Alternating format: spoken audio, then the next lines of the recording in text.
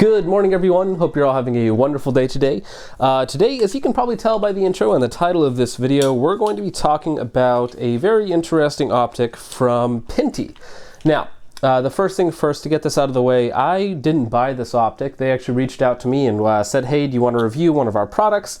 And for those of you that don't know, Pinty is a very, very budget-oriented brand. Most of their stuff is very inexpensive. So at first, I wasn't really all that interested, but I went ahead and looked at everything that they had. And so I decided just to buy or accept the most expensive product that they had. So the most expensive product that they have is this Pinty Pro 30mm red dot sight, and it has a few cool features on it, a few things that I actually do think is a really good value and a really good idea in a red dot package at a pretty low price point. So this is the most expensive optic that I could find that they had. This is $80. So $80 is their most expensive product. That can kind of give you a idea of their value, of their prospect in the marketplace. And now from what I've seen online and from what other people have said, most of their products are of course very cheap. They're designed very cheaply, and so they're really kind of the lower end of the market, designed for really like very minimal use plinking type stuff, or like varmint, like on a 22 or 17 HMR or something like that.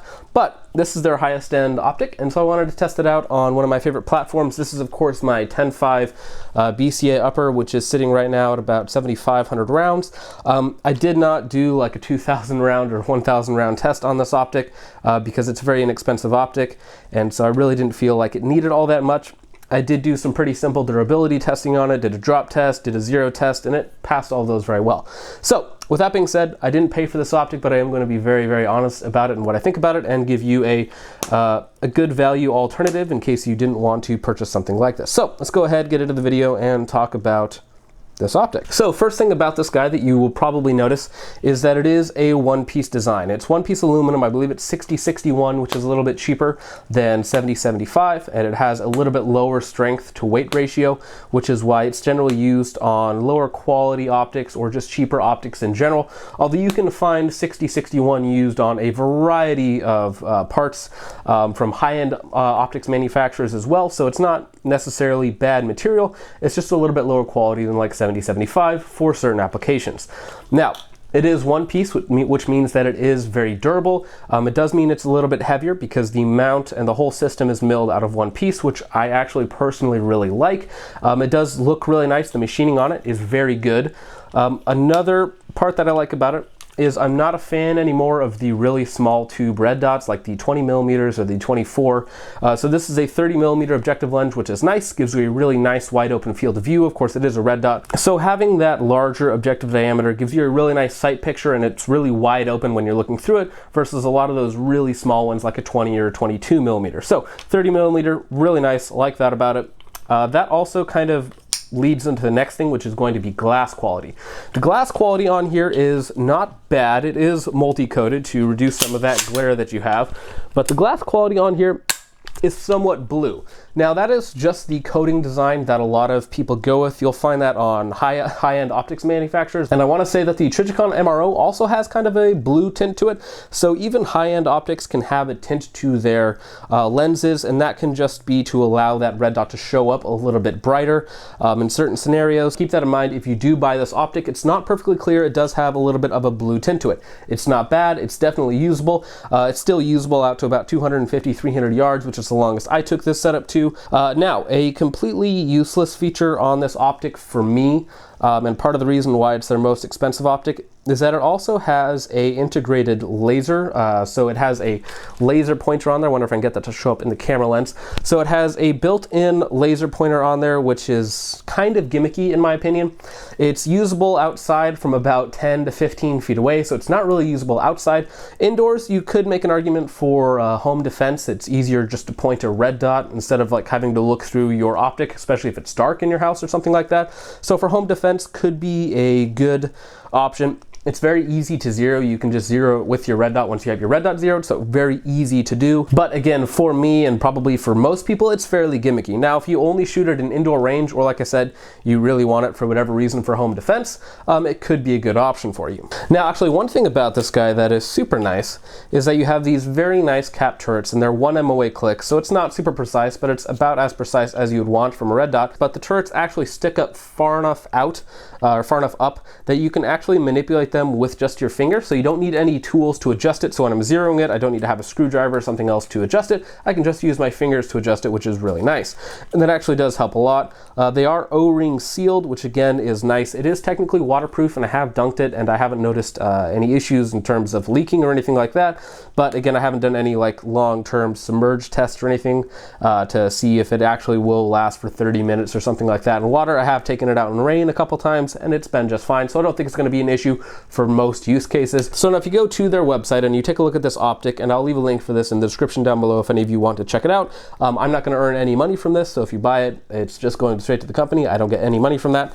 But they claim a 50,000 hour battery life, which is really good. It's on point with most high-end optics like Aimpoint, Holosun, all those other guys that claim with their red dots they get 50,000 hours of battery life. But with this guy, I was not able to test that. The simple reason is that it also has an auto off feature after about 2 hours. So if 2 hours of no use whatsoever, it will automatically turn off, which is a cool feature, but it means that I can't test the battery life of the Optic because it just always turns off. So it conserves its battery very well, but unless I'm gonna sit here for years touching it every 2 hours, there's no way I can test that battery life. So they say 50,000 hours. I would say that that's probably, if they're using the same technology as other manufacturers, that's probably more or less true. Now, one complete design misstep on here is that they do claim, of course, 50,000 hour battery life, but if you need to change the front CR123 battery, what you have to do is you have to take the Optic off of your upper receiver to actually change out the battery. The reason is that I have this guy mounted all the way forward, and the knurling for the battery bay actually interferes with the top picatinny rail sections,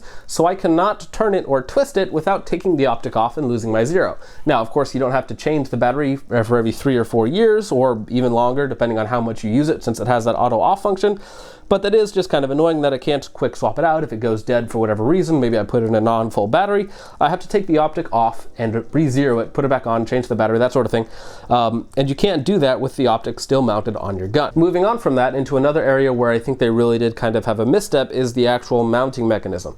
Now, the mounting mechanism that they use on here is a very short piece of rail section that clips into the picatinny rail section with a single mounting point. Now, what I would prefer to see on an Optic like this is a longer section holding it in place, so you have more contact area with your rail, and maybe a dual locking method. Now, I know a lot of really high-end optics also only have a single locking point, but this one here is just fairly anemic, and I know it is a value-oriented scope, but I feel like it would only cost a few pennies more to have a longer rail section that connects to your upper receiver, or use a dual locking method that allows you to put more pressure evenly across a larger surface area, meaning that you have a more secure mount to your upper receiver. A couple quick things before we move on to my actual opinions on shooting with the Optic.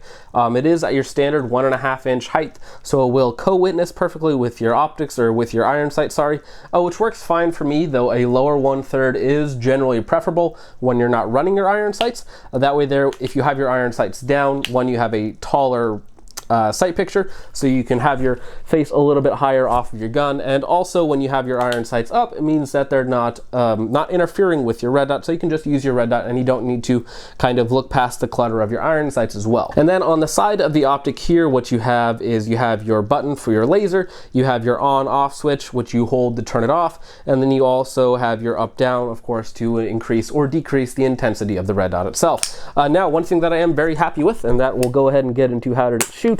The red dot is 100% daylight bright. It is very, very bright. It's not the brightest red dot in the world, but certainly more than usable in almost any situation, except for possibly whiteout scenarios. You probably want something like an Aimpoint that's a lot brighter, but for 99.9% of people, this is going to be exceptionally bright and work great. The modularity on it is nice. I think it has like 7 or 8 different settings, and they're all very, very good. I generally, when I'm outside, I don't run it on the highest setting. I run it at like 80 or 90% because that's more than enough bright for me. So in terms of brightness and how it is to shoot, it's very fast, it's very fun. I really like the 30mm objective lens, which of course gives me a very wide sight picture, and I'm not looking through such a narrow little tube like on some other smaller optics. Now, that being said, it's not the lightest optic in the world, and it is a little bit bulky. It does have kind of the gimmicky laser on it, so it is a little bit more bulky and a little bit heavier than some other more well thought out optics. But in terms of simple durability for a target gun or a practice gun, it works really well for that sort of thing. And I can honestly say that the glass is clear enough, the red dot is bright enough to make this a very fun gun and a very fun setup. This short 10.5 inch 5.56 AR-15, it's a very fun setup, and the optic works really well in kind of that target or practice roll. Now for me, one thing that automatically disqualifies this guy for any sort of serious application or even home defense for that matter on your cheap gun or something like that, or a truck gun, is the fact that the red dot is pretty much always off when you need it, because the off window is about 2 hours. So every 2 hours that red dot's going to turn off, and it does not have an auto on. It has an auto off but not an auto on. So for 80 bucks with an auto off is nice, so it saves your battery, but generally speaking, when you get it and you want to go with it, you need it to be on. So you don't want to be fumbling with buttons, especially really small buttons on the side of your red dot. You just pretty much just want it to be on and ready to go all the time, especially when you have 50,000 hours of battery life. I wish they almost didn't have an auto off so I could run it on like 5 or 6. That way there it's still bright enough to use, but it's on all the time when I need it, and I just replace the battery every 3 or 4 years. Now that being said, a competitive option, and honestly a better option, is the Trinity Force Varus. This has a auto on and auto off. It has a 14-hour auto off, so it's much longer, so the odds are it'll be on already when you need it to go. And of course it has an auto on, so when you pick it up like just right now, it is all ready and good to go. Now this is sitting on my 300 black. This one here uses a AAA battery, which is actually nicer in my opinion versus a 123A. The same battery life, 50,000 hours. This guy here is equally as bright. It has a better mounting solution, has a much longer piece hooking into your top picatinny rail. It has a dual tightening method, which allows you to distribute that pressure more evenly across your rail space. This mount is actually really good, and I can remove it and put it back and actually retain zero. I found that out today when I took it out shooting, and I had accidentally taken it off and loosened the mount, and so I had to retighten it down and take it off and move it around a little bit, and it actually retained zero on me, which was awesome. So this Optic is also $80. It's also milled out of the same material, 6061 aluminum. It also has a one-piece design, which is great, and it also comes in at the exact same price of $80. For the price, this is a better Optic. And of course, I'll also leave a link to this guy in the description, and I also have a review of this guy, so you want to go check it out, you definitely can. That being said though, if you are in the market for a sub $100 red dot for training, for target, or anything like that, and you really have to have a laser sight on it for whatever reason, this one here is a really good option, and it is still, even though I like the other Optic more, it is still a good red dot in its red dot form and function. So when you're using it, when you're running and gunning with it, you're not going to notice it. It's going to be very, very fun to use. I just wish there were a few things that they changed about it, and this would be a very, very good Optic for the money, especially at that sub $100 price. So that is pretty much it for the video, guys. Thank you so much for watching. I hope you all enjoyed this Optic, the other Optic, and the other things will be in the links in the description down below. And that is all I have for you today. So I will see you guys in the next one. Peace off. Hey, you. Yeah, you. What are you still doing here? The video's over. Wait. Why are you still here? Like, share, and subscribe. Or don't. The choice is yours. But if you do subscribe, thanks. And I like pizza. Peace off.